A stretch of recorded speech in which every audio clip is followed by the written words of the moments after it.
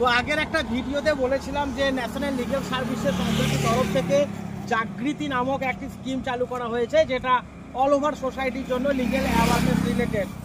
আর তারপরেও আরেকটা ইম্পর্টেন্ট বিষয় রয়েছে যে ন্যাশনাল লিগ্যাল সার্ভিসেস অথরিটির তরফ থেকে সাথী নামক একটি প্রকল্প বা স্কিম চালু করা হয়েছে।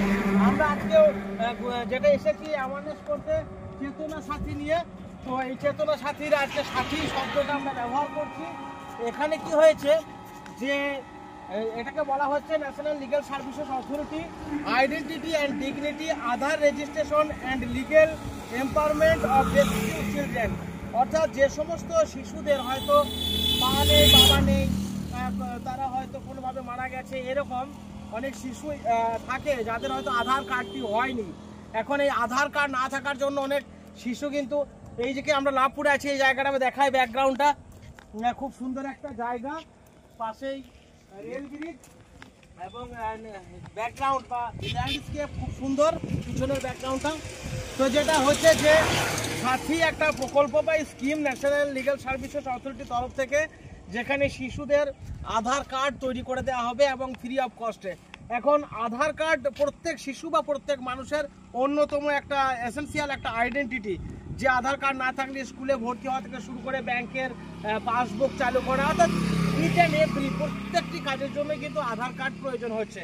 এখন আধার কার্ড না থাকার জন্য অনেক শিশু তারা সমস্যায় পড়ছে।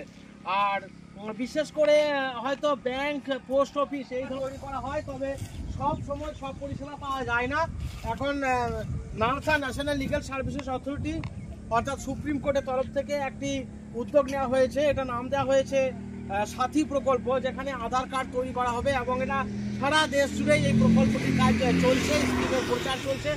আমরা বীরভূম ডিস্ট্রিক্ট লিগ্যাল সার্ভিসেস অথরিটির সচিব নিরুপমা দাস ভৌমিক ম্যাডামের নির্দেশ মতো আজ বোলপুর থেকে শুরু করে লাভপুর এলাকায় এসেছি এখানে প্রচার করতে। বিশেষ করে BDO, block development authority, panchayat, police station এবং বিভিন্ন এনজিও যারা রয়েছে তাদের সাথে কথা বলেছি এবং এই প্রচারটা আমরা ভিডিও বার্তার মাধ্যমে করতে চাইছি যে যদি কোনো শিশুর আধার কার্ড না হয়ে থাকে তাহলে বীরভূম জেলা আইনি পরিষেবা কর্তৃপক্ষ যেটা রয়েছে সিউড়ি আদালত চত্বরে ডিএলএস এর অফিস, সেখানে যোগাযোগ করতে পারেন।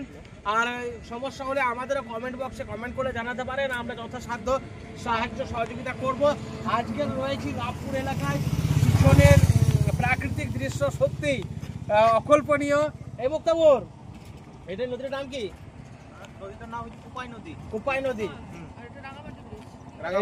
রাঙামাটি ব্রিজে দাঁড়িয়ে আছি, খুব ভালো লাগলো। আমার সঙ্গে পার্সোনালি এসেছে মোহর এবং মুক্তাবর। আমরা এখানে সারাদিনটাই লাভপুর এলাকায় কাটালাম, বিভিন্ন জায়গার এখানকার প্রাকৃতিক দৃশ্য উপভোগ করলাম, সবই সাহায্য হলো, মানসিক বিনোদনটা হলো। তো যেটা নিয়ে বলছিলাম যে সাথী যে প্রকল্প ন্যাশনাল লিগ্যাল সার্ভিসের অথরিটির তরফ থেকে, সেই সাথীর আধার কার্ড আমরা তুলে দিচ্ছি তার একটা ছবি।